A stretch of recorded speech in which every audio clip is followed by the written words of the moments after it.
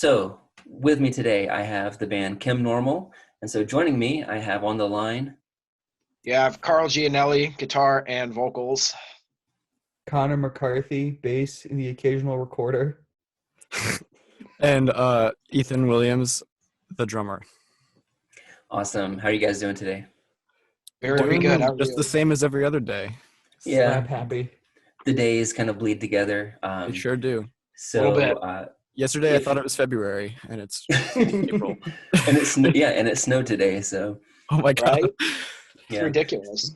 So if anybody is listening to this in the future, this is from our quarantine collection. So we are all, four of us are recording in separate parts of the United States of America because we cannot be together right now. So with that being said, how are you guys dealing with being in a band in quarantine right now? That's a very good question. Considering Considering we're really just beginning to gear up and figure out how we can deal with this, that's a great question. But yesterday we had a very long and lengthy process of WhatsApp calls and texts going back and forth, and that kind of all culminated in I recorded a bunch of guitar files, just wave files that I could send to these guys so that they could start working on some new stuff remotely, and we can shoot stuff back and forth and, give feedback and talk. But that's kind of all that we can really do. we've been using the power of the text message a lot. Okay. Yeah, And, like you guys seem like a I don't know what like how to phrase it, but like an online band. You guys seem like you're good with tech. I know it's certainly Perhaps. like recording tech, but like it seems like that would like out of all the bands that could get hit with COVID, I feel like you guys would be kind of like well prepared for that. Well, I thank you. appreciate that. We're trying our That's nice. darndest, Yeah, we sure are. Yeah, I mean, if it wasn't for the coronavirus, and I hope anyone that's listening to this now or in the future is safe and all that good stuff, but if it wasn't for this, I'm sure that we would all be together right now working as hard as we could, and we all three just don't want to lose that time where we could be working, so we're trying our best. If it wasn't for this, we would both be at college still. we'd just be at college. Yeah, but do you all right. go to the same college? No, I sir. haven't gone to college yet. Okay. Yeah, Gotcha. Carl does not go to college yet, and Connor and I go to different schools. And is that difficult? No, Not really, because we're like No. all kind of in the area. I am in New Relatively. York, so it's like a train ride. Connor's in New Haven, and Carl's in drive from Connecticut to wherever Yeah. in Connecticut. So generally during semesters, we don't have that tough of a time getting together for shows and stuff if we need to. Not like too often, but Yeah. Or Often enough. practice. yeah, Right. enough where we leave people wanting more. sure. So Ethan, you have Sure. left Connecticut then. So Just barely. Okay. To me it's either is or is not in Connecticut. No, you're right. Okay. There's two locations in the world, Connecticut and not. That's right. That's it. Yeah. So with that being said, the first question that I usually like to ask everybody is, where are your favorite places in Connecticut?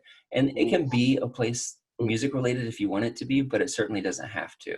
I feel like before quarantine started, I feel like you guys started warming up to Toad's Place in a big way. So if you want it to be Toad's Place, it can be that, but it can be whatever. I at least for in terms of concerts in Connecticut, my two favorites to go to are College Street and the Space. Like every single show I've seen at those venues were like absolutely amazing. And Agreed. yeah, Sure. those were amazing. And I liked going to Toads for like shows and stuff, but like it's also fun when you like the different club nights and like everyone's on like ecstasy or something and just like losing their minds. It's just like because I went with my friends like right before all of this stuff went down, and then like when we played at Toads, there was a pretty decent turnout considering there was like a blizzard that day.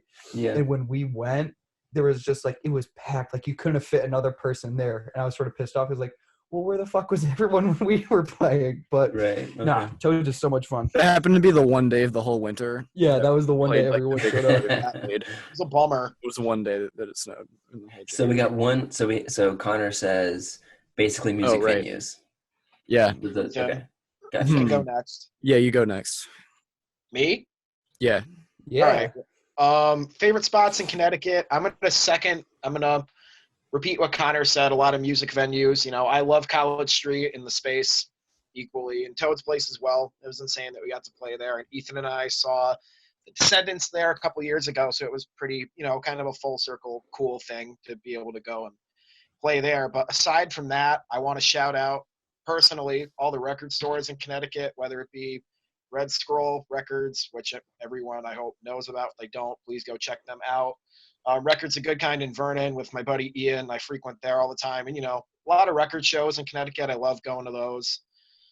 Ian, Yeah. the Records the Good Kind is the best. Love him. Yeah, I love them that too. place is awesome. Mm-hmm. So those I would wanna probably be my favorite spots, I guess. Mm-hmm. Mine, all right. So my number one favorite spot in Connecticut is this big field kind of outdoor spot in my town, but that has nothing to do with music. That's okay. So what is it? What is it about the field that you like? You can just go there and it's nice. It's like kind of a farm. It's like kind of the woods, you know? That's about it. It's there's absolutely nothing else to do, so that's why it's the most interesting thing to do here. Other than that, I formerly RIP the old underground space was my favorite spot in the whole state. Okay. I don't know how many people who will be hearing this know about that, probably all of them. Mm. But yeah, that was it's now the Cellar, right? Yeah. Which Yeah. is a very good place. Maybe not all ages anymore, but it's a nice place nonetheless. But yeah, the old space was my favorite spot. And now I think that Cake has been taken by Max 650. Which is Yeah. a great spot for shows. It's just very low key. Yeah, and it's all 650 ages is too. valid. Exactly. Also, I just want to give a quick shout out to Gold Burgers in Newington. It's the best burger you could It is possibly really good. get in Connecticut. Shout out to Phillies in Norwich for. I was going to some talk about Philly. Actually. Yeah.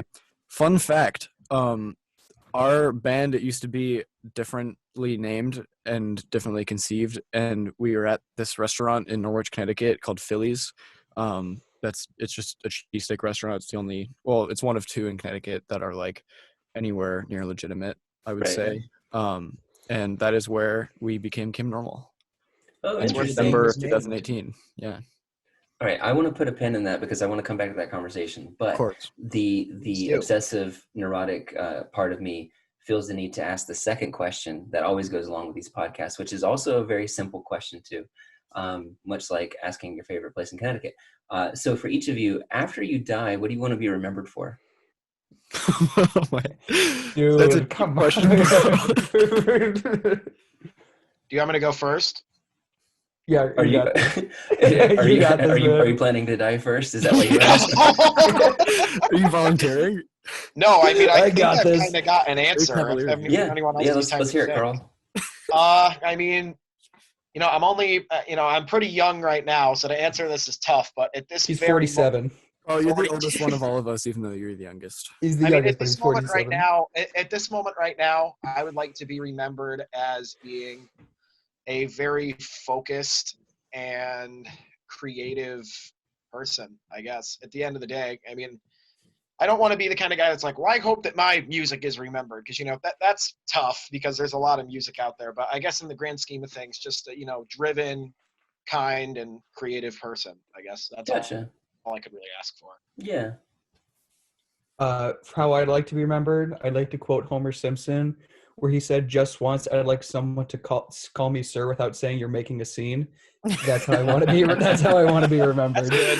Like every single time I walk into a room, everyone's just like, "God damn it!" That's how I want to be remembered. Yeah. Well, I'm glad that you have goals that you can strive for. Exactly. And what about you, Ethan? I don't have nearly as good of an answer as either of those. But I was just thinking about how I'm taking 2 music history classes right now, which is as bad as it sounds, but I'm learning a lot about music that happened hundreds of years ago, and like it would be fun if like that could happen to me, but it, you know, that doesn't really happen quite as easily anymore because there's so much more music now. Right. That'd be cool. Or I could be remembered as the 49th president of the United States. I don't know. We'll see 49. what the future holds. Yes, that's what, like 16 years. That's in 16. So? Yeah, I'll be old enough then. Okay. Yeah, as long as you're I'd vote for 35, him. I think that's the. I think you have to be. And I kids don't are want to gonna be the sing. president. I lied. I want to be the dictator. Okay. Kids are gonna be sitting in like college dorm rooms at like 3 a.m. Oh, I gotta write this paper on Ethan Williams. Fuck, I don't care how he uses compressors. The most ruthless No. dictator of all time.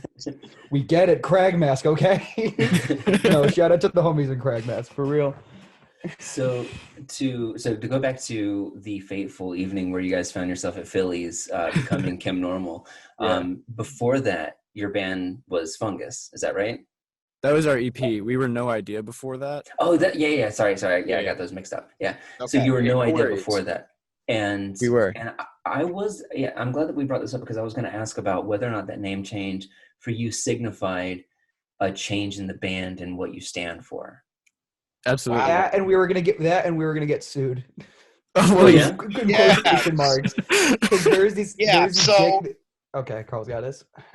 All right. Yeah. Well, I'll try to condense the story because it's ridiculously long. But to make it brief, there's a lot of bands, unbeknownst to us, Ethan and I, when we originally got this band going, called No Idea, which we generally didn't know about. To be that. fair, You had no idea. The more generic names that you could have chosen. Yeah. So, So understandable. we didn't even really think about it. We just didn't have a name. And someone asked us for a name. We were going to play our first show, and Ethan went, "I have no idea." Farmers Market. Yeah, Yeah, he so we texted were me. like- He's like, "You got a name ideas?" And I was like, "No idea." So Yeah. he was, ha, ha, ha, perfect. So we kind of just went. That's with our origin that, story right and- there.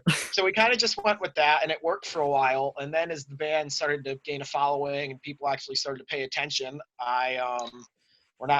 Ethan wanted to get our music on the streaming services and all that. So when we went to go do that, we ran into a snag with another band of the same name, and they pretty much said, hey, Our stuff got can't do uploaded this. on their page and everything. yeah, Yeah. There's actually like 4 other of them that are active right now and like 6 that aren't active anymore.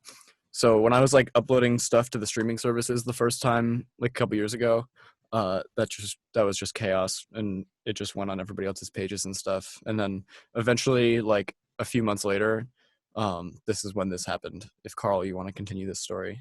yeah. So that happened. They sent us the message, and then we were kind of like, I don't know. And by this point, Connor had joined the band like right when all this was happening. So I felt Hell kind of yeah. bad 'cause he got like right in the middle of all the mess. So then we went out to Philly's one day. We were kind of talking, we had to figure out what we were going to do, if we were going to, try to fight this or, whatever. So we were all kind of sitting there.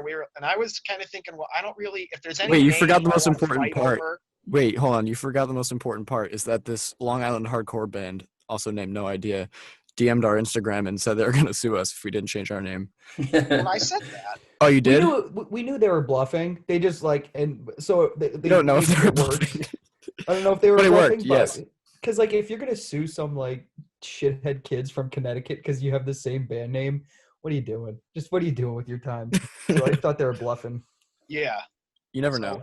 So if I didn't say that, he's clarified it. So we were kind of figuring out, what we wanted to do, if it was a name that was worth arguing over, which it really wasn't. So Yeah. the natural next step was, okay, we need to rename the band and, figure out what's going on. And I'll give my version because as I remember it, Ethan gifted me this book for Christmas or my birthday. I don't remember I which. think it was Christmas the year before. Yeah.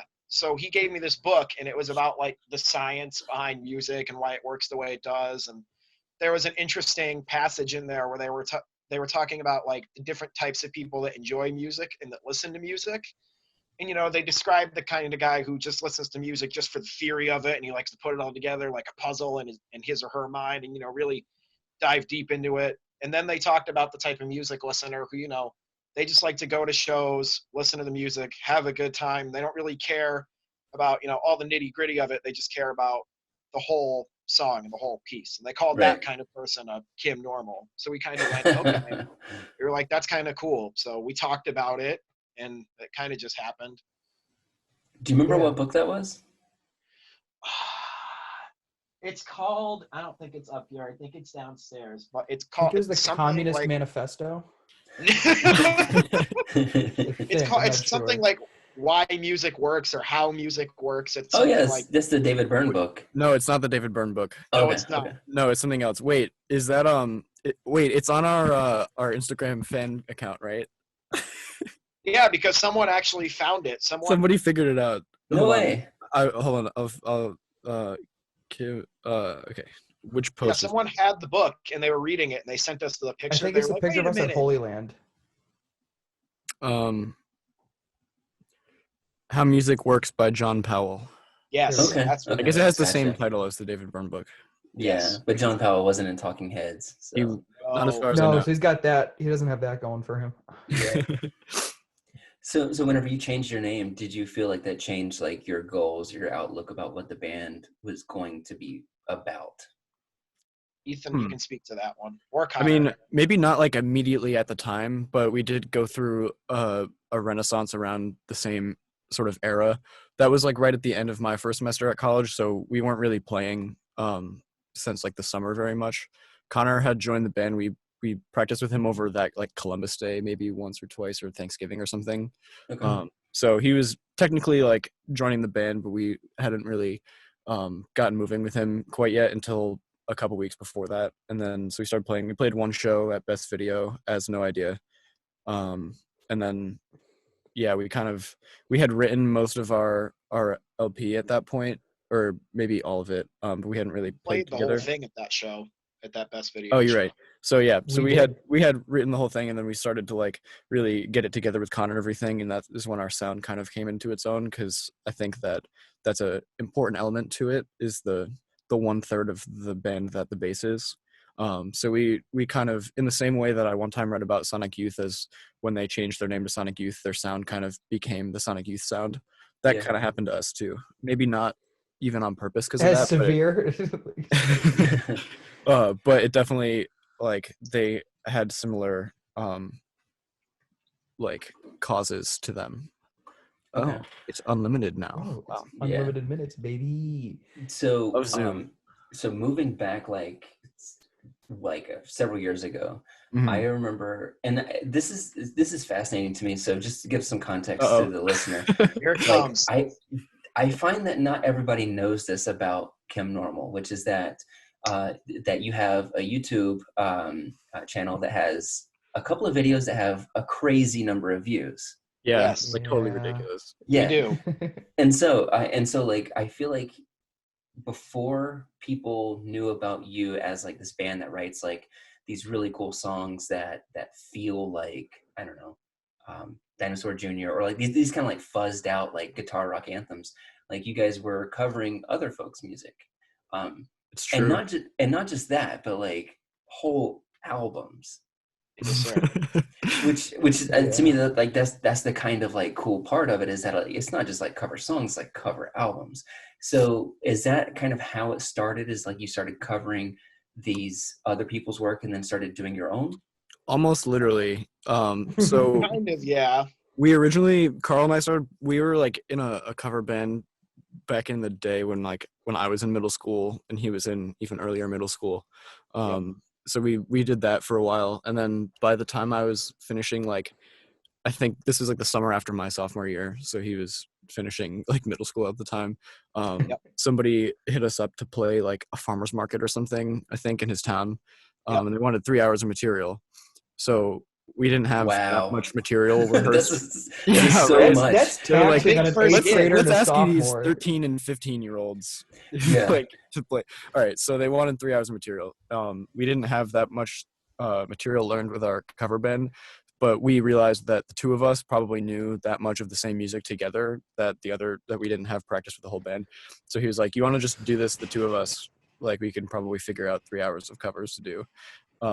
And I was like, sure. He's like, you have a band name? And I was like, no idea. So that's when that happened. Yeah. So we did a couple of those, and then after that we did like a gig or two locally in like the next year. But that's when, around the time he started writing music, so we started playing that together because we didn't want to involve that with our other band quite as much. Yeah.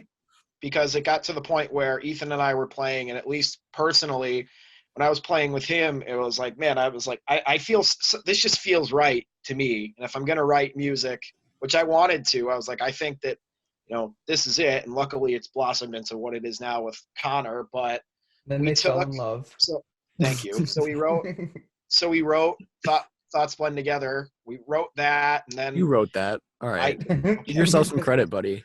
all right. So I wrote that. And then the rest of the EP followed after. And it got to the point where we were, at least for me, I would do a lot of back then watching other covers of songs and stuff on YouTube to go back to the initial question. And I would watch them, and I was just kind of like, well, this doesn't seem like a real high effort thing. You know, they learn the songs, they set up a little camera, and they learn one song. It's like, Right. if people are gonna do this, they might as well go all the way and learn the whole record. So I presented to Ethan the idea. I have because very little memory of this happening. I'm just realizing, but yeah. this did happen though, because That's- I remember No, it it did. clear as day. So I told you, I was like, I think that we should do this, and then you were like, yeah, okay. So I had that. So we got a YouTube camcorder. Yeah, so that YouTube channel that's still up today, at the time, had like, I don't know, 25 or 50 people watching, subscribers. And I just figured, well, why not? You know, it's just an average Sunday. We'll do one. So we did the first one. And that was Nirvana, right? Yeah, We that did was in utero. first. Okay.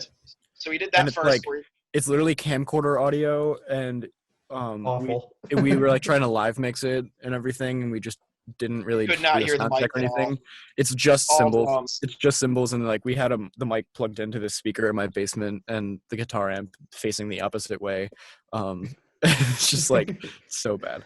So Um, yeah, did that. so we did the first one, and a couple of people were kind of like, wow, you know, this is really cool, and you know, this is nice. And so there was one measly little comment, and it was like, do you think you could cover Nevermind or something like that? And we both kind of just knew it because we were huge Nirvana fans, and there wasn't much. We more did a to session that. of Weezer covers after that. That wasn't an album. We just played an album's did- length of different Weezer songs. That I don't even know if that's still up there, but It is. oh, That's kind of like a stopgap. yeah, sure.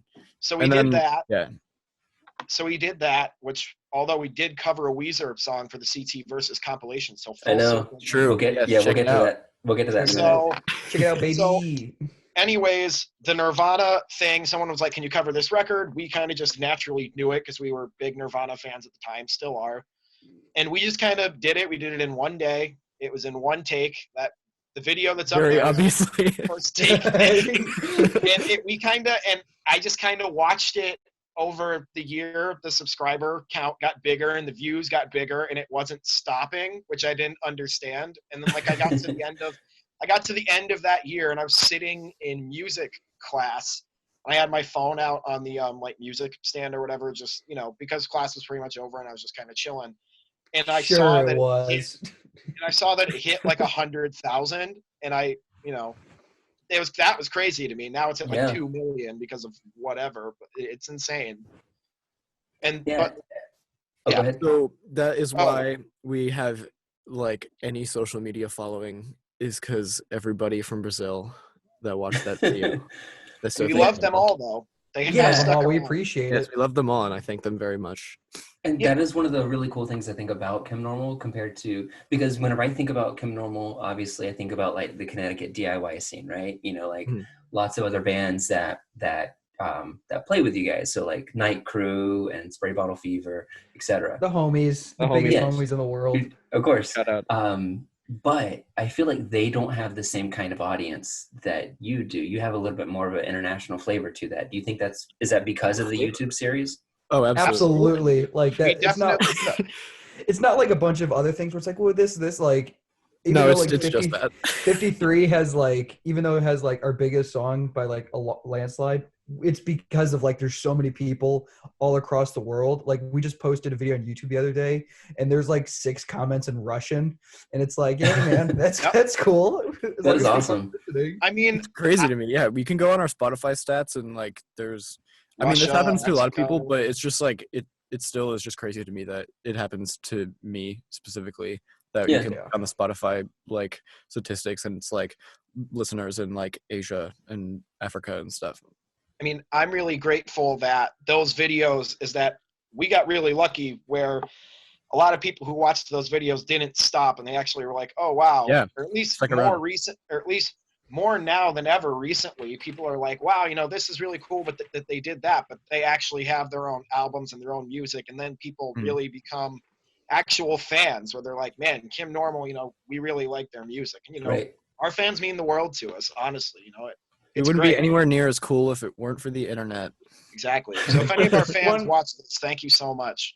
Yeah. My one goal is to have our fans become as irritating as K-pop fans. Like that's the goal in life. Where it's like, that's what I want. That's all I want. Like every single time there's like a hashtag trending on Twitter, I want there just to be like, instead of clips of like BTS, I want it to be clips of us. Does everyone be like, please stop posting Kim Normal? That's what I want. Well, I will say, Heartthrobs. as somebody who posts a lot about Connecticut music, the band that I get DMs the most about is Kim Normal, and it's not even particularly close either. Really? About what? Yeah, Just about like, what? Fess so up.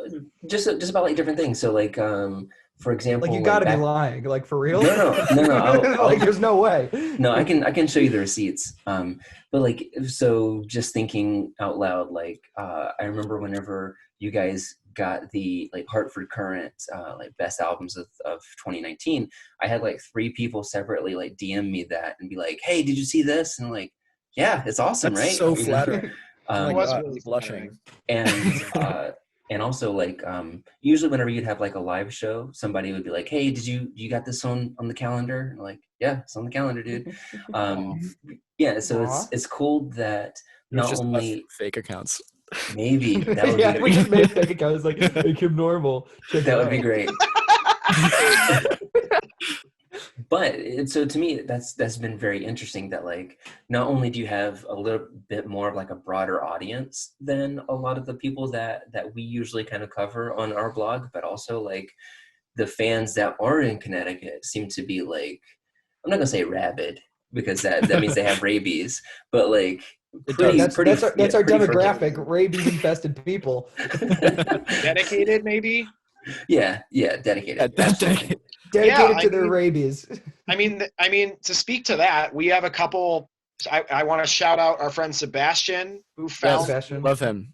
There is our friend Sebastian, who came to that best video show, one of the first ones we played with Connor, and he said that he found our music online, and then he figured out that we were the guys from the video, and he tries to come to all of our shows, and he loves the band, and we've met a couple other people like that as well here, but he was just the first one. And then there's stuff you'll read on, like there's people who will message us online, I'm from Turkey or Right. whatever, I want to fly to come see your band and stuff like that. It's really moving stuff, and it's really Yeah, nice to it's see really that. flattering. We have to tell them like it's just Connecticut, but thank you.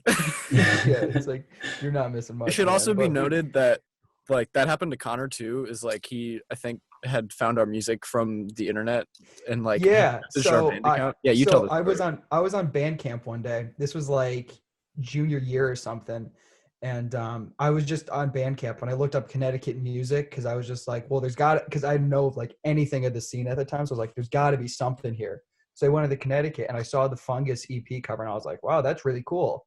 And I listened to the whole thing and like fell head over heels in love with it. And I was like, oh, these guys are awesome. It's like, dude, the guitarist is literally younger than I am. And like, I remember I would tell him that like when I heard the EP, it ruined my whole entire day. Cause I was like, these guys are my age and they're literally like, they're writing this shit. Like, how come I'm not in this band? And now you're my Whenever virtual I- background on Zoom, buddy. And I DM'd them. I DM'd them because I was like, well, there's no way I can be in a band with these guys. So I'm going to see if they know any other people. It's like, hey, do you guys know anyone else like who wants to be in a band? And it was definitely Carlos fine. He's like, no. And then I was like, well, that's okay. I love your band. I love you. I love your band. You guys are awesome. They're like, thank you. And then like, 6 Meanwhile, months we are later, I literally joined. searching for a bassist that lives like within distance Yeah, of if us only you for told like us years. that then. So the best part about that is, I guess, to follow up with that is Connor and I went to go see, not together, but we went to go see Dinosaur Jr. when they came to the Space. This is after Ballroom. we had been to like 3 of the same shows already, and like he had seen Yeah. us, and we had no idea. Yeah. Yeah, we had seen him in a couple other shows, and finally I walked into the Dinosaur shows on a Wednesday night, and I walked in, and he was standing right there, and I was like, it's that guy. I need to find out who this guy is. So I walked up to him, and I pretty much said, hey, I've seen you here, here, and here. What's the deal?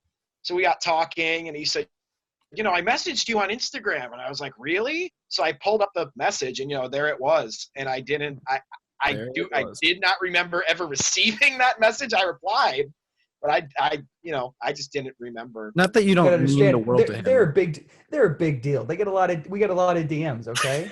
But to even trace how crazy like the connection is, to go even further than seeing each other at shows, Carl's mom and my dad graduated high school together, and That's they right. were on the yearbook committee together back in 1982.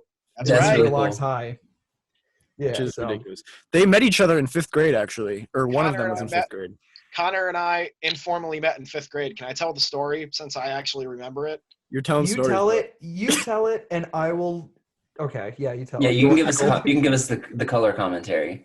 So it was the so I remember it. There was the school talent show. So my parents and I drove down there, and I was told there's going to be this kid playing guitar, and you got to meet him. He's going to be really cool. It's going to be awesome. And I went to high school with the parents, whatever. So we go down there, and he was like about to run up and play, and I was extremely shy back then, And So very, very short. yeah, very short. So I kind of ran up to him like backstage. I was like, "Hey!" And he kind of just like blew me off, and he went running the other way with his dad. So, there's good reason to it, and I'll get there. So he goes running on stage. Podcast listeners can't see Connor's reaction to that. So Anyway, continue. he goes running on stage, and he has a different guitar that he's playing on stage. And he goes up there and he's riffing on Iron Man and AC/DC and Smells Like Teen Spirit and stuff like that. And buy back what you sold. And buy back what you sold like 5 years before it was written. So that happened. So he did his thing, and I watched. And after the show, I went backstage to try to, backstage. I went in the hallway at the high school to go and try and meet him. And all I remember saying is, I was like, "Yeah, it's really good. I play guitar too. Yeah, good job." And then I left. And that's all I remember. So that's the climax of that story. In defense of myself, I wasn't a dickhead. So some girl. So I had my guitar, and I was just sitting there, right? And we're like in like it was like an auditorium, so we're sitting in the seats. I had my guitar in my hand, and some girl who just saw her best friend. Mind you, she sees her every single day of her life, and she saw her literally 5 minutes before, and she was coming by, and she acted like she just came back from World War II. It was like, "Oh my God, you're here!" And she jumped right over on top of me and broke like 3 strings, and I was like 20 minutes away from going on. And I was like, okay. So I was freaking the fuck out. So my dad had to like drive home like a bat out of hell. And so I wasn't like, Carl, it's like, "Bleh." I was just like, I had to go on stage in 20 minutes, and I had no guitar. So Connor is not the jerk. But I didn't know that until I brought the story back up. I thought all this time, I was like, wow, that was really mean. So then when we I love how much time we're spending talking about this story. Like that has nothing to do with the band. But yeah, we just love each other. We fun do. Facts. Yes. Fun facts. More fun facts. When Carl called me to talk about having Connor join the band, this is after they had been to that Dinosaur Jr. show together, and I think they had jammed once or twice. He was like, "Listen, I like this kid said he's." Also, Connor didn't even like technically play the bass yet. He was just like, "Sure, I'll learn bass to join your band." So Carl called me. I was in my friend's dorm room. Who the weirdest coincidence, like I ended up living on the same floor as some other kid from Connecticut that lives in the town next to mine. So I'm in this kid's room. Carl calls me, so I go into the next room over. And he's like, "Listen, I want this kid to join the band." And I'm like, we have this whole conversation about it. I'm like, "All right, yeah, we'll jam with him." "Oh, by the way, what town is he from?" And Carl's like, "Wethersfield." And I was like, "I'm in somebody's room right now who lives in Wethersfield." So I go out and ask my friend, "Hey, do you know a kid named Connor McCarthy?" And he's like, "Oh my God, I love Connor."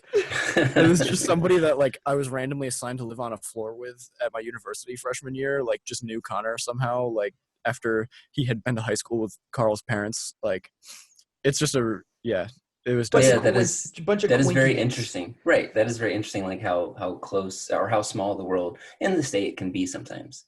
Well, yeah, it does help when you live in the third smallest state. But Sure. it is very small. So for you guys, so for Carl and Ethan, how did you feel? Like, was it like, I don't know, were you nervous at all about bringing in like a third member after having kind of played, so long together as a duo? Maybe a little bit. If it wasn't Connor, yeah. If it wasn't Connor, yeah. I was absolutely scared. Because I will say, Carl's not like territorial over his music, but he's protective of it. and he wouldn't want to bring in somebody who it like would make it not right. And we had played with our other friend who plays bass, who co-wrote 53. He's awesome. Yeah, He's awesome. and so Don't we had discourage- jammed with like a few people. He did a video with us. We had done another video with a different bassist, and so we've played with people some other times. Shout out to Tristan. Yes. we Yes. love Wait, Tristan. was he on the Siamese Dream video? He was. Yes, Yeah. sir. Tristan Harrison played bass with us on Siamese Dream, and he helped co-write 53 with me. And Gotcha. another coincidence Okay. with me and Tristan, we did like a school of rock band together years There you before. go. I even joined the Yep. band. That is hilarious. And that's how we know Tristan is, actually, because we did that same thing, me and Carl, and he was in ours. And I also knew Tristan from a camp that I did like 3 years before that. It was a whole thing. Oh, a bunch of quinky dinks. Yeah. Anyway, So he's a good friend. yeah, so we had Cool. we had played with a lot of other people, and it went pretty well. And once we started playing with Connor, we were like, oh, okay. Yeah. like the first time he came over, he didn't even have a bass. So I Gotta brought borrow my like Carl's. blender bass, and he learned all of Fungus by himself, which was great. So he came over, and we were like, okay, I guess we're just gonna play through it. We played through the whole thing, and I mean, I don't know how you remember it, but within like the first 30 seconds of the first song, I kind of Yeah. looked at you, and it was like this is it. Like finally, this feels Well, right.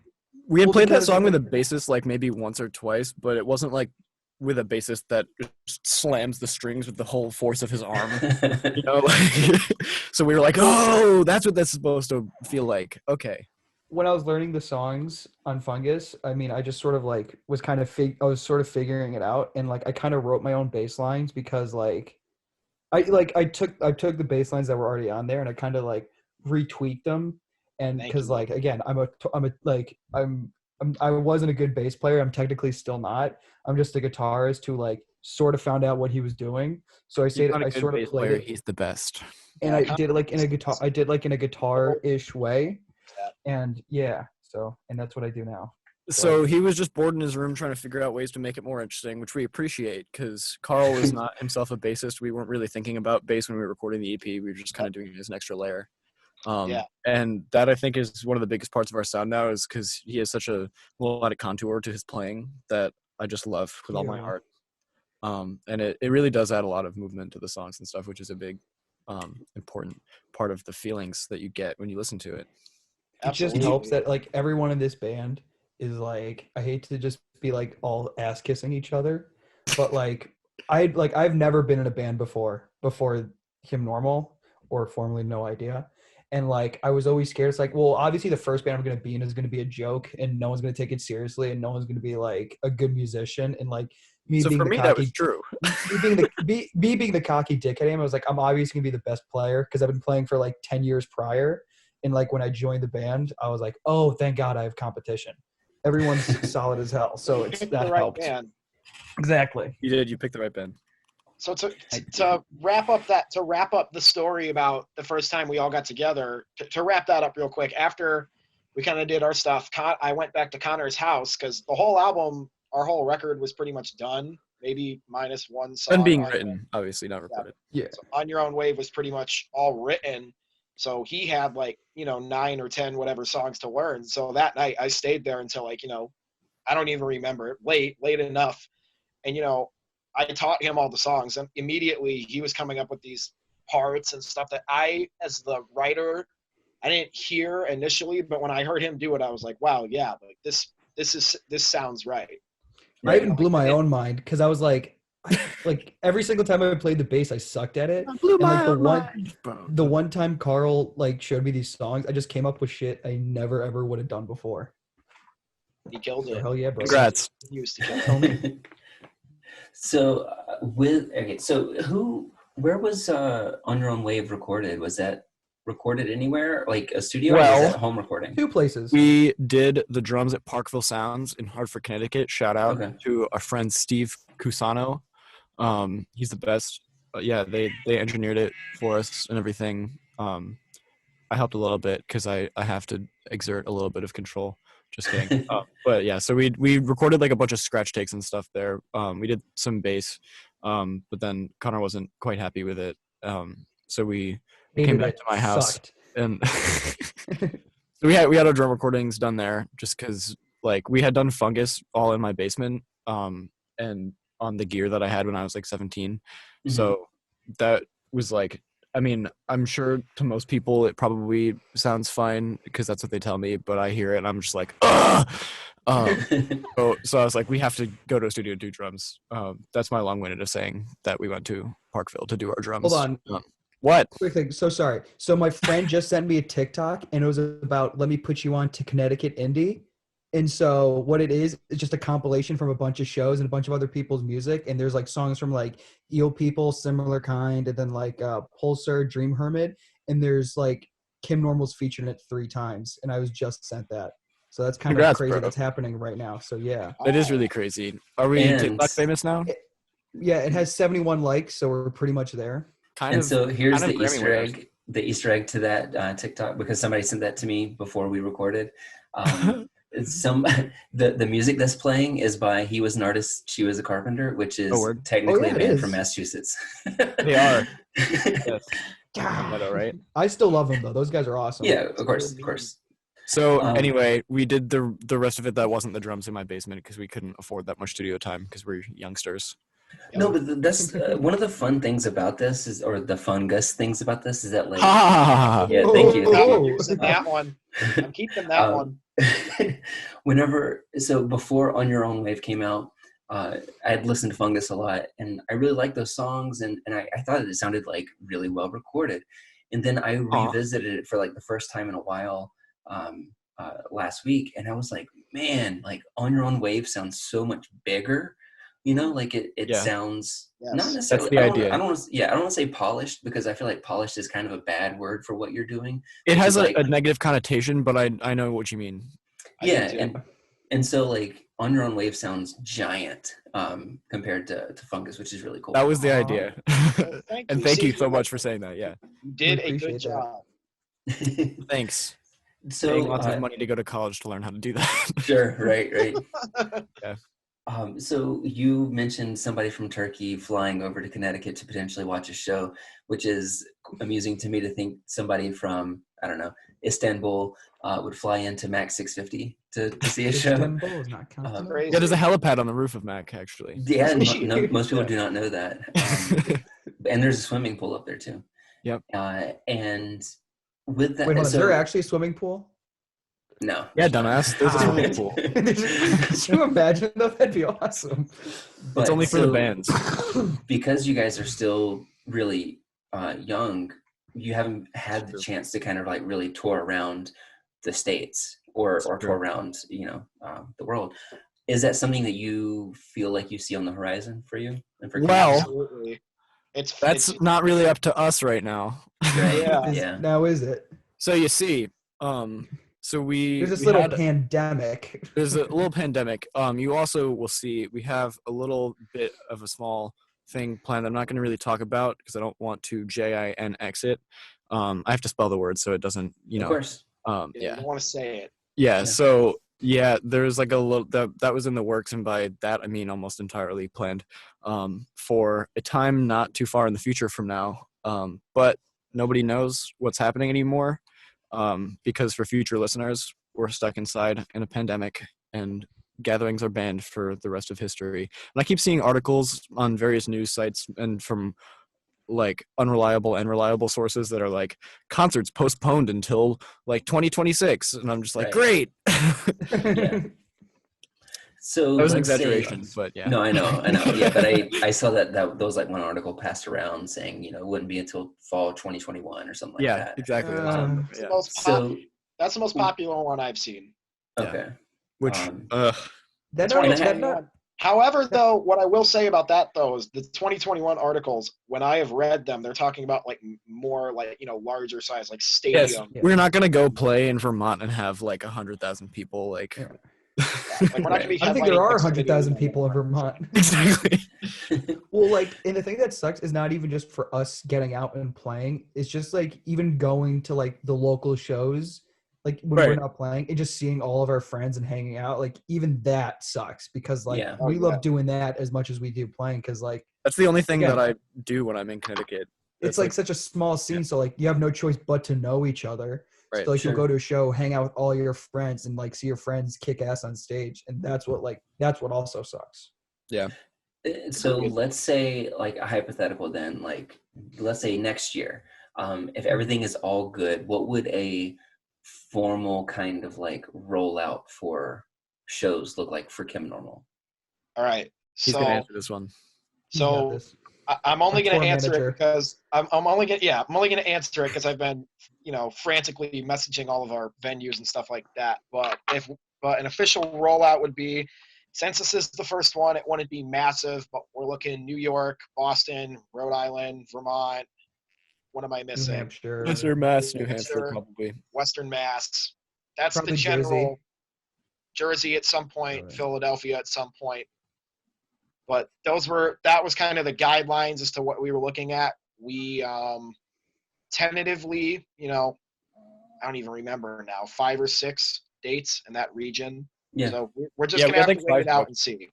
So Right. yeah. And we want to go out west some more eventually because, or even further down south, because the people that are the closest pretty much that hit us up on the internet, there's like been a couple from New York, but like most of the people from the internet that we have reached are in other countries, and the ones that are in our country are in like the Midwest or California or the South. So we definitely want to reach down there because we have had people hit us up personally being like, yo, like I could get you a show in Virginia or like play in Illinois or something like that. And we're like, Yeah. we would love to, just gotta get some more resources first. Yeah. Why do you think that is? Why do you think what is? So like you said that like at least in the States, it seems like you have a lot of people asking in the Midwest and so on. Probably coincidence. I don't know. Okay. There are some people that have said that about New York and stuff, and would be like, yeah, we're literally trying to plan a New York date right now. But just most of the time that people like, we do see comments on YouTube that are like, oh, didn't realize you guys were from Connecticut. I could have come to that show. And we're like, oh, Yep. great. Yeah. But most of the Just people that are fine. like, Better luck next time. no, yeah, exactly. But the people who are like active about it on social media, it just happens that they're from elsewhere, which is great, honestly. Like because we can do our own job of building our fan base here, and it's good to already have a head start elsewhere. Yeah.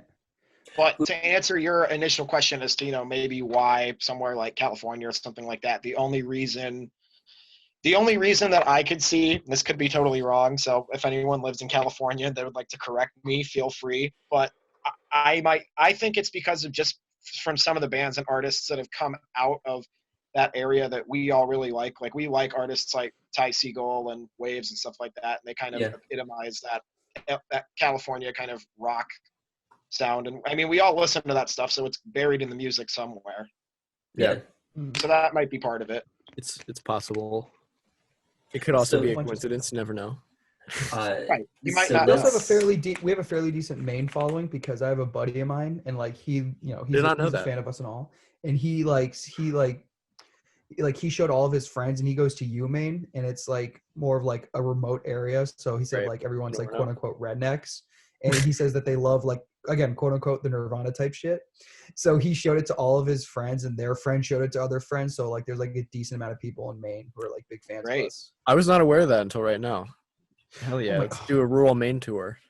Yeah. So if you guys had to do let's say that you were going to book like a 30 show US tour, like God, I wish. next year or something like that, and you could bring 2 other Connecticut bands with you, what are those 2 other bands? Well, I'm actually glad you asked this because, well, yeah, I guess I'm glad you asked that. If I was to pick 2, I would pick. I'm going to pick 2 of them. I'm going to pick 2 that we actually were kind of lined up to play with on that run. Okay. I would invite Similar Kind to come with us, and I would invite Night Crew to come with us, just because when we were actually trying to plan stuff out, they've been in talks of working with us and coming along to have some fun with us on some dates. Yeah. For sake of choosing different bands than that, I would say our buddies and Eel People are some good friends that we are very close with, and we love their music a lot. And Spray Bottle Fever are also some close friends that we have also played many shows with. We love playing with Spray Bottle Fever is because even though it's 2 radically different forms of music, every single time different. Joe and Connor play, they play with such like a violent like aggression of like intensity. And it's so pure at the same time. And that's that, like, also us, kind of. It's kind of us, Yeah. but when we play with them, we're like compatible with each other because even though it's two different ends of the spectrum, it's great to play with them live. I'd like to play with I've only talked to them like a little bit, but I still love them. I'd love to play with Cheem. I would absolutely Okay. die to play with Cheem, and probably do a couple more shows with the homies and Dream Hermit. That'd be Okay. Oh good. yes, Yeah. Dream Hermit. I love Dream them. Hermit. I've known Max forever. I love him. Can we Yeah, put one of our- Weezer on that list? Let's play with Weezer. Can we put Russell's them on that Russell list? T.O. Smith. Russell Rivers. Russell, I'm just yeah, calling him Russell Russell. Cuomo. Russell Cuomo. That's Did I say Rivers' like Russell? lawyer brother. No, I said Russell. Oh. Yeah. That's Yeah, Rivers like. Yeah. Add Weezer to the list. Two Dream Connecticut bands that I would choose are Weezer and MGMT. Okay. Yeah. And John Mayer and absolutely not. And Queen And the Moon. world is a beautiful place, and no one Oh, has yeah. a right to die. Yeah, them Right. too. Yeah. So one of the things that I feel like I'm sure you guys hear all the time is that your music is a throwback, right? Like you draw yeah. heavily like from the quote unquote Nirvana type shit, as Connor said. Exactly. What is it Direct quote. about? Yeah, what is it about that kind of '90s sound that appeals to you most? That's a great question. Well, I would. Oh, We can all give answers. we can all give answers. we're all going to give answers. Yeah. Yeah, of course. Yeah, Who you go wants to first. go first? You Me? got it. You got it. Okay. You got it. So what I like about the '90s stuff at this point is what's great is if you asked me this question a couple years ago, I would have gave you such a radically different answer along You guys the did lines this of, when we were 15, would have been like, that's the only real music, Right. bro. because it's just better.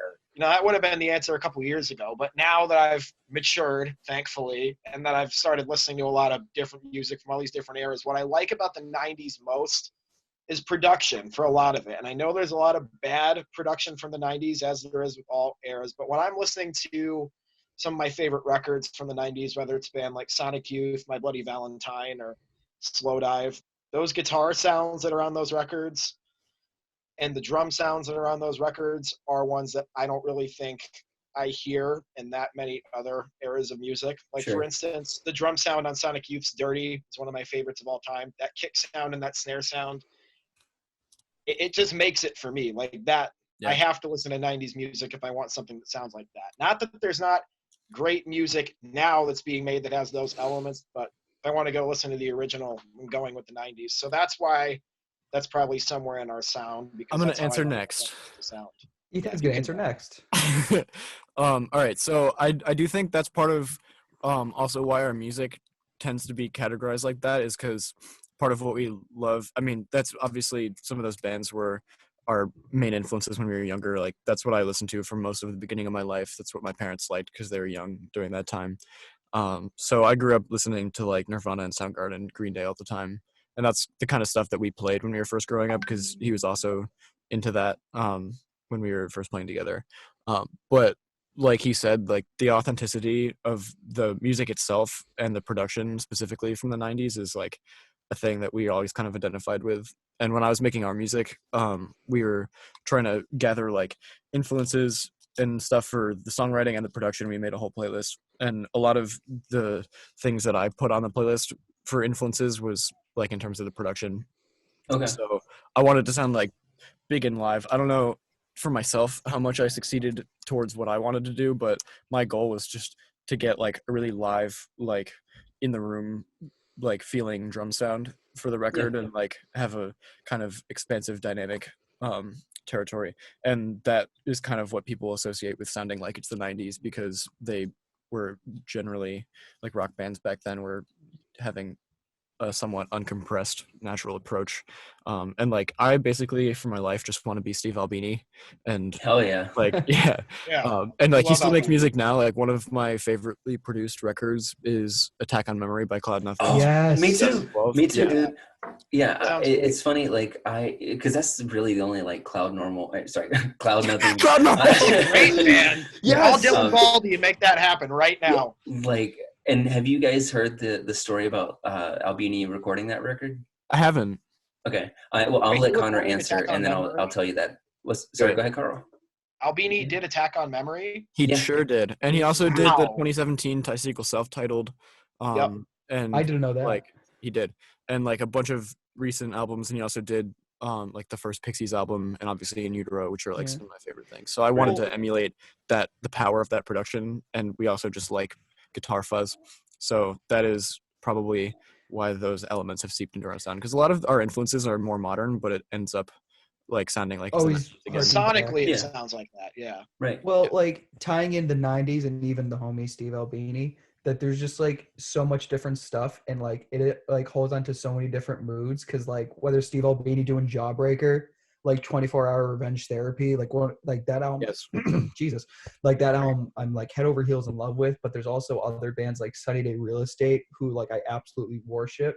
And Same. there's just there was so much different stuff in the 90s, whether it been like, you know, like your basic stuff, whether it's like the Nirvana and like the Soundgarden and stuff like that. And then you go to the complete opposite end, and then you got stuff like Green Day and you know, Sunny Day Real Estate, where complete it's like, opposite no, end of it's Nirvana, basic. Green Day. Well, no, but I meant no, like it's really not that different, but there's just so much different stuff, and there's so many different moods. Yeah. And it's just like Carl said, there's just a certain sound to it. Captain Jazz.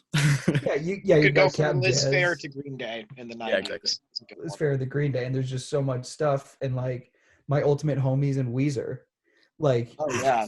there's just so much different stuff, and it was never like how like it was with like 80s with like the different types of punk, or like the 70s, whether you were punk or metal. It was just sort of like, if it's good and like it sounds good to your ears, just love it. And that mentality is definitely stuck through, because like, you know, my dad in the 90s, he just like got like a Spin magazine subscription and bought everything that they reviewed in that, and it didn't matter what it was, he just bought it. And if he liked it, he liked it. There's not like, well, I can like this because of this. Just enjoy music for what it is, and that's why I like the 90s. Which is kind of the to bring it all together, that's kind of the meaning behind our band name. Yeah.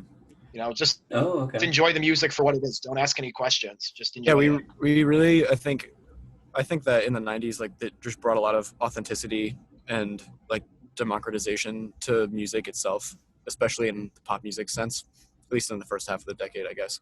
That is kind of what we're all about. So. Okay. Oh yeah, brother. So Weezer has come up a couple of times in Uh-oh. our Yes, conversation. sir. Like, So got 3 more hours. You got 3 hours to talk. So I really appreciate you guys submitting "Waiting on You" to the benefit compilation that we did. Thank you for doing it. And I thought that "Waiting on You" was such an interesting choice because it's not like one of their most widely known songs. It's not even on an album. So why did you want to choose kind of this deep cut? Well, I giving myself credit. Let's make a playlist of songs, and like let's just like, you know, suggest a bunch of ones. And I chose "You Gave Your Love to Me Softly." Yep. But we were like, okay, we all are stupid Weezer fanatics. Like, it's really stupid how much we love them.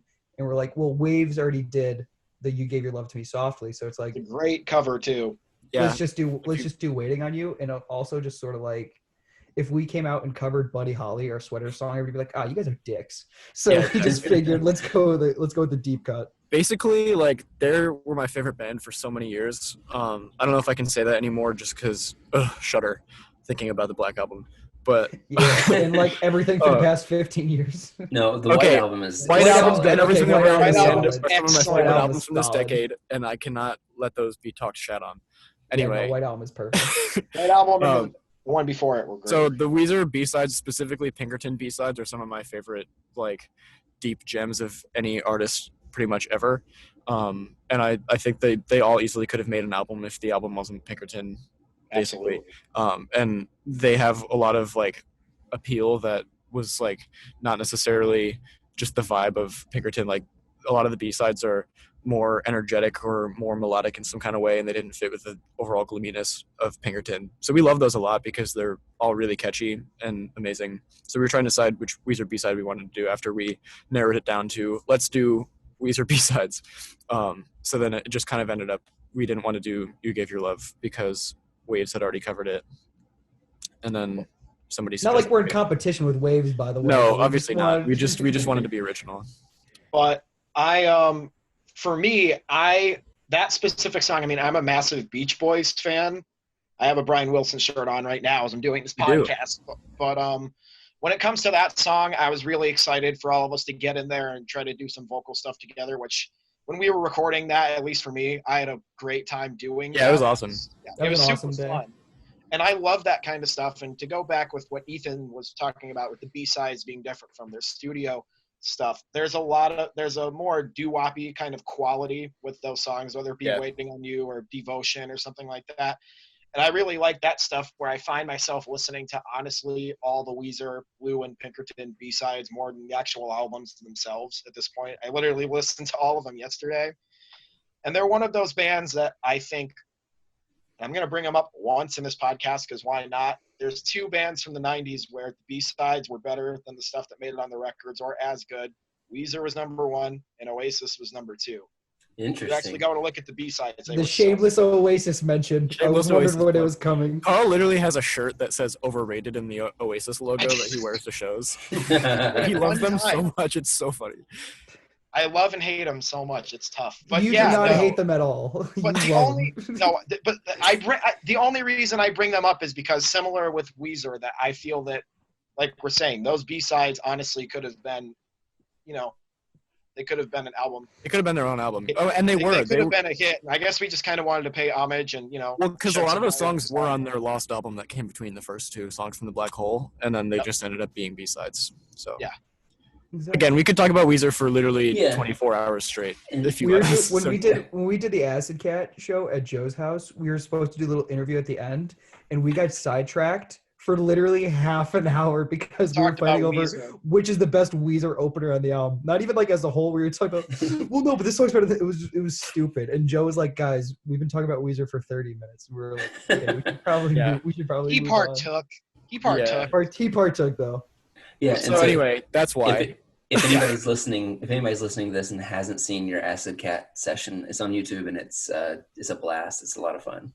That was one of the more fun days I've had in recent memory. And I think, and Carl, or was it, maybe it was Carl, maybe it was, I don't remember. I think somebody interviewed another band for Acid Cat, right? Well, Carl interviewed Rex. I interviewed Night Crew and Tate and Silas with Connor the Simp Simpson and and Sean from Night Crew. Right. Okay. I did nothing. I engineered Rex's Acid Cat session. Partially, I assistant engineered it with Joe, but that's about it. So it's funny that you mentioned that you didn't want to choose a Weezer song that everybody knew, because there was another band that did on the compilation, but their take is so radically different than the original. Which one was it? Did they do Scorcho someone? Yeah. Oh yeah. Which band was that again? It was Chousand. Oh yes, Chousand. Yeah, that was awesome. Yeah. And I love that they chose something from Pinkerton too, and it wasn't the sweater song. Yeah. Much appreciated. We tried to alter our approach a little bit because the original song is super heavy fuzzy guitars, and so is our sound. So we tried to be because we have we have an end to our sound that is a little jangly and more indie that we try to lean into sometimes to give our repertoire some dynamic. So we were let's do that, and then we sped it up a little bit and use clean guitars, and it sounds exactly like the Beach Boys. But it was fun to try to do it a little bit differently, but we didn't want to change it entirely because our sound is close enough to the Weezer sound that it would be fake. You got to make it different. Totally different. Yeah. So on Your Own Wave, one of the things I really like about it is that it sounds to me like a radio station where every song is kind of pulling from the same genre, but sound like they could be different bands playing. I don't know if that makes sense or not. That's a great that makes analogy. That is a very I hear where you're coming from, observation. You should do a music blog, man. I know. Yeah, you should. CT choruses? No, that won't work. So I didn't know if that was an intentional thing where you wanted to have every song sounding like it belonged in the same family, but wasn't, identical or wasn't twins with another song on the record. Well, sort of a natural progression. Yeah. Just how it came to be. I am not the one that writes most of the songs, but I'm going to speak for him anyway. I will say we I've always liked when an album is not super one note, and I like music that's varied, and I like listening to albums where you're like listening to a song and then the next time you're like, oh hey, and like I do like albums where it is like kind of the same vibe the whole time and it's like its own trance. But for our stuff, like I thought it would get boring if we did the same like Fuzzy. relatively standard rock song 10 times. Right. And to Carl's credit, he wrote 9 of them that were all very different. Well, not very different, but like different. Different, like you said, like in And the unique. same family. Yes. But like you have a song like Right Way In, with really pretty, like jangly, Smithsy type vibe, and then immediately right after you have like this post-core, really aggressive attack of What If. Yeah. You know, so like that goes to show you like the duality of the album. And we also tried to order the track listing in that way on purpose. Exactly. Yes. Okay. Yeah, it definitely comes through. But Thank you, in brother. terms of in terms of the actual writing, and thank you both for your complimentary words, but in terms of writing the record, I mean, I wrote it, and then we all wrote it because I brought the songs to all of us. We all worked, but it wasn't written in that style where we were like, okay, we're gonna have a real hard rock song, then we're Right. gonna have this kind of song. We didn't do that, but I think it ended up like that because just in the way that we all listen to music as consumers. Because firstly, we're fans of music as well. Yes, sir. Like I recall we went on this drive one day and the playlist was, we listened to Black Flag and the Germs, and then afterward we threw on like Kendrick Lamar and Tyler the Creator. It's just something like that. That did where happen. Yeah. Hold on, by the way, Cherry Bomb is a masterpiece. That's my quick Sure. thing, but moving on. it's just kind of a thing where we all naturally just kind of take in all this different music and we're listening to it in succession without really questioning, why are we putting Tyler the Creator right next to Black Flag? We're not questioning it. We're just kind of doing it. So I think that kind of gets into our values and the way that we want to sequence an album and just create. And also, like, Carl has a lot of diversity in his influence songwriting too. Like in one of, like, when we first started writing it, it was like 2 years before it came out, and we were listening to like just Dinosaur Jr. and like the fuzzy like early 90s stuff a lot of the time. And then by the end of the time we were writing that record, we were mostly listening to like Snail Mail and Japanese Breakfast and stuff. So Yes. those all kind of came through. Because I it was mean, also even- written over a relatively long period of time, like almost 2 years. And I mean, not to divulge too much, but even writing for this new record, which we've been trying to cook up, I mean, we're diving even further where, the Dinosaur Jr. and Sonic Youth, we're all still listening to that stuff. But me personally, I've dove really deep into the guitar work of Johnny Marr. I absolutely love that man. I think he's an absolute genius. I'm listening to stuff like Miles Davis and John Coltrane and stuff like that. So I'm diving even further away from what we initially started with. But it's interesting to it's kind of like creating a puzzle. You're putting stuff together and trying to see, is this going to work? Well, it might not work. Well, I'm going to fight to try to make it work. And, All right, so you heard it here first. So the next Kim Normal album is going to sound like jazz and the It's gonna Smiths. be Yep. combo jazz. definitely. Featuring Without chorus the vocals. racist It's gonna be like Coltrane's Sonship and then This Charming Man. And it's just gonna be like the two songs playing at the same time. It's gonna be absolute earache. So It's do actually you going to be a black metal cover of Watermelon Man by Herbie Hancock. do you feel like your background in covering full albums has gotten you to think about or conceptualize like the nature of the album differently than maybe other people have? Now that you Yes, say that, yeah. totally. Yes. I don't think I ever thought about that before, but sure. I never You're thought so of that. either. insightful. Well, Yeah. Wow. Are you a psychotherapist? Yeah. I'm just a Don't worry about it. a dog that You're loves just a dog. music. Yeah. You're a good Thank you, dog. brother. No, but I All mean, dogs are good, but you're the best. but I mean, Appreciate the way you articulate that and say that, I think it kind of planted this ornate kind of thing in us where we all kind of started to really value the art form of an album even more. Not to say that we didn't before, but learning an album in order and playing it in order. I think that kind of helped the appreciation for the format, where when Ethan and I started to build our own and we started to try to do that, it was like, okay, we kind of know how this works. So it made it a little bit easier for us. And I mean, Connor listens, I mean, you can speak on that yourself, but you kind of grew up listening to records that way.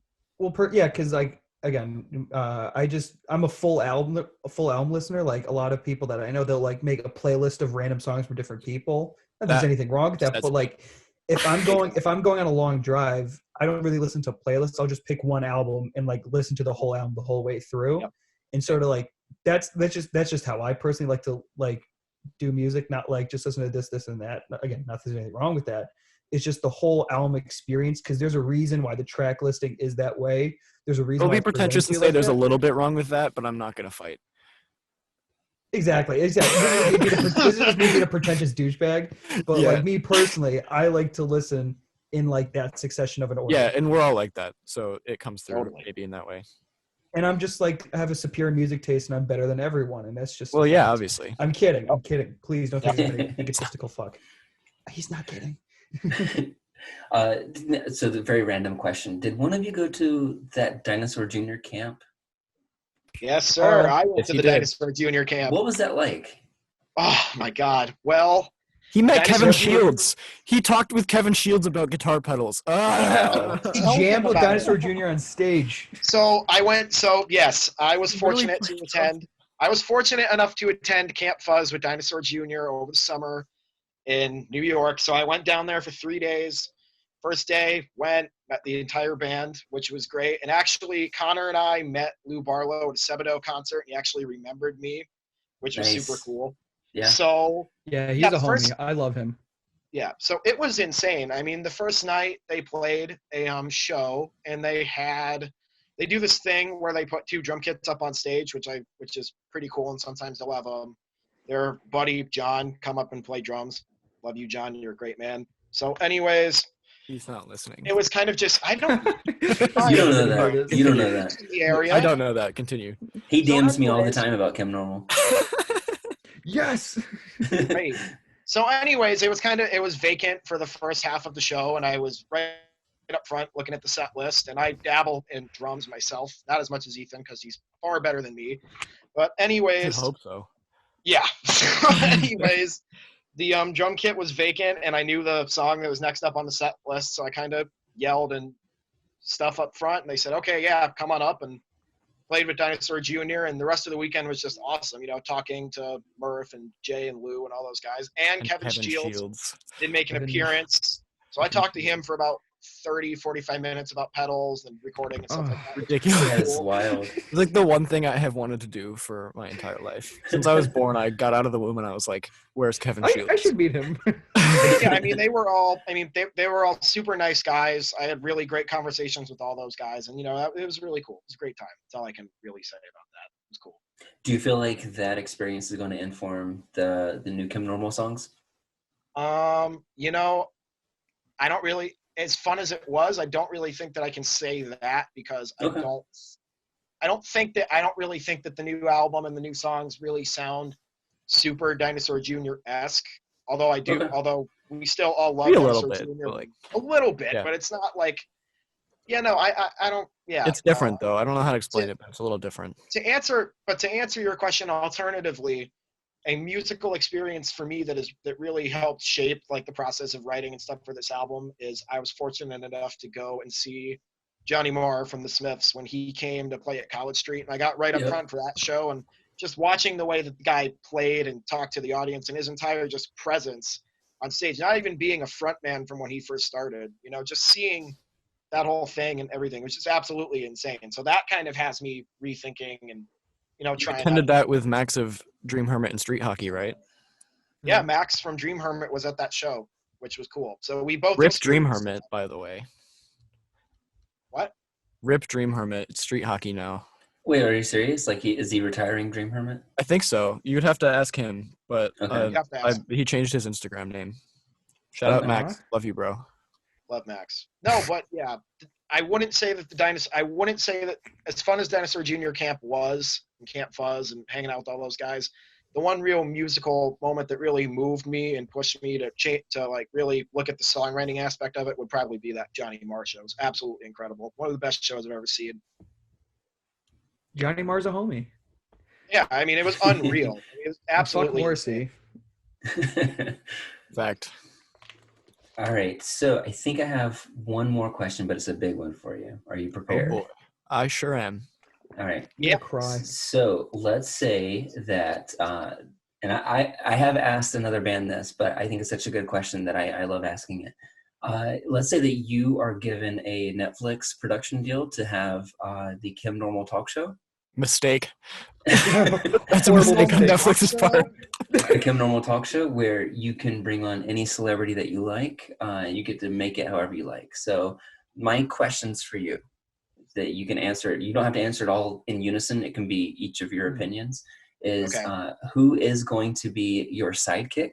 So who is the sidekick that's going to sit on the other side of the desk that's going to riff with you? Who is the first celebrity guest that you're going to have on the show? And who is the house band that is going to play every episode? Ooh. All right, I've got it. I don't want to go first though. Okay. You can go first. Now give Living us or that one. dead, or just living? Let's if you have a really compelling one that's dead, we can try to talk. Only to their one of folks. my aspects is dead. Okay, I'm so gonna have to write right. this down so I don't get them out of order. Hold on. I'm gonna go first. Okay. So Eric Andre style, the sidekick is Andre the Giant. Because that's the one who's dead. He's like Hannibal Buress but more intimidating. The house band is Napalm Death, and the first guest is Morrissey, and we just bully the shit out of him. Why do you Aw. suck so much, dude? And then we, Damn. yeah, I'm trying to think. I'd have my sidekick. I'd either want damn, this is tough. I'd say John Mulaney, but like he is like wickedly funnier than any other human being, so I wouldn't want the funniest person to be the sidekick. So that could have merit though. that could have merit. So I'm probably gonna have John Mulaney as the sidekick. Even though he's massively funnier than any other human. My first celebrity guest would probably be God, this is a toughie. This is a good question, my man. It is a good Okay, question. let me think of the house band. Not really. Oh, you know what? I like My my second house guest band. would be Weezer, by the way, and I would quiz him on why his music is bad now. Aw, yeah, Mr. My- Weezer. Mr. Mr. Weezer, Weezer. Russell Cuomo. Russell Cuomo. Russell I'd Cuomo from Weezer. I'd probably want my backing band, the in-house band, probably be Wilco, because everyone in that band is a solid musician, and I'm just like I'm a homie for Wilco. I just love him so much. And my first celebrity guest would probably be, dude. Why is this a tough one, Carl? Do you have anything? Come back to me, and I'll think of celebrity Okay. guest. Yeah, we'll come back to you, Connor. I've got mine all fleshed out. So I'm having Henry Rollins as my co-host. I knew you were gonna say Henry Rollins. I was gonna think say we him would- as my first guest if I had a serious answer. I think we would make a great duo in terms of riffing back and forth. We'd be good. In terms of a first guest, just to kick it off with a big bang, have a lot of funny one-liners said and a bunch of stuff like that. I'm going to have Liam Gallagher come on first. I'm sure that would end well. And then for my house band, And the house band will be Noel Gallagher's High Flying Birds. Or you make Oh, they're your not sidekick allowed. Noel Gallagher and your first guest is Liam, and then they Ooh. just fight. No, my house band. No, my house band. I don't think I could pick a better house band in terms of having diversity and a lot of crowd pleasing qualities than the Beastie Boys. I would have the Beastie Boys as my house band if Adam Yao is permitted to be Wait, there. Because have you seen that video of them being the house band on MTV back in the day where they just do jams with like the rhythm Yeah. section? Like and it's with sick. it's awesome. Yeah, that's a good choice. So yeah, I would definitely have the Beastie Boys as my house band for Gotcha. sure. I would have Okay, Ty I Segall and came the up- Freedom Band be my house band because they can just jam on Warm Hands, Freedom Returned for 17 minutes. First time I saw them, they literally played that one song for 17 minutes and did not speak to the crowd at all. They were just like, and it was just sick. It was amazing. Okay, I have my celebrity guest. I'd want my celebrity guest to be Paul Stanley. So, because Oh, God damn. he's such a pretentious intending. douchebag now. He's such a pretentious douchebag now. I just listen to him talk and just rub my head and get a headache from what he says. And don't get me wrong, I love Kiss more than I love anything in this world. But God, I hate listening to the members of Kiss talk. So that would be my celebrity guest. Gotcha. Except Okay. Ace. Except Ace. Except Ace. Yeah, but Ace is too fun. I wouldn't Yeah. want him on the show. You have Paul Stanley come on and then he just like falls through the floor again, like it's the Eric Andre show. Well, yeah, pretty much. I met Paul Stanley when I was like 13. I Sorry. met all the members of Kiss because they came to Hartford, and my uncle, he got me like backstage passes, and I took like, it was just a quick meet and greet where I just walked in, take a picture, and then you leave. And I didn't know what to say to them because I was like 13 years old and freaking out. And as I was walking by, I said, Paul, I've read your book twice. And I walk away because I couldn't think of anything else to say. They were my favorite band. So that's what I went with. I read your book twice, and I walked away. So when you meet him again on the talk show, you're going to go, I've read your book 3 times. 4 times. I've read your book 4 times. Oh, like, That's all I'd say. that's actually where the name Kim Normal came from, was the Paul Stanley book. No, Exactly. Also, I'm happy our name is Kim Normal because if we're ever in record stores, we're categorized closer to Kiss. That's what Oh, I'm God happy damn about. it. Ethan I'm hates just Kiss, happy by the way. Because no other bands are named that, as far as I know. And because it's also easy to make bastardizations of it, more than it is no idea. You have Oh, Tim true. Jormal. Yeah, Jim Formal is our Halloween alter ego. We just wear suits when we play. Oh man. All right, guys, this has been a ton of fun. Is there any last things you want to tell the people, the folks listening at home, before we cut you loose? Oh man, I there's spend so every many single things that night- I could say, so I don't know. Listen to our first friends' thing- music.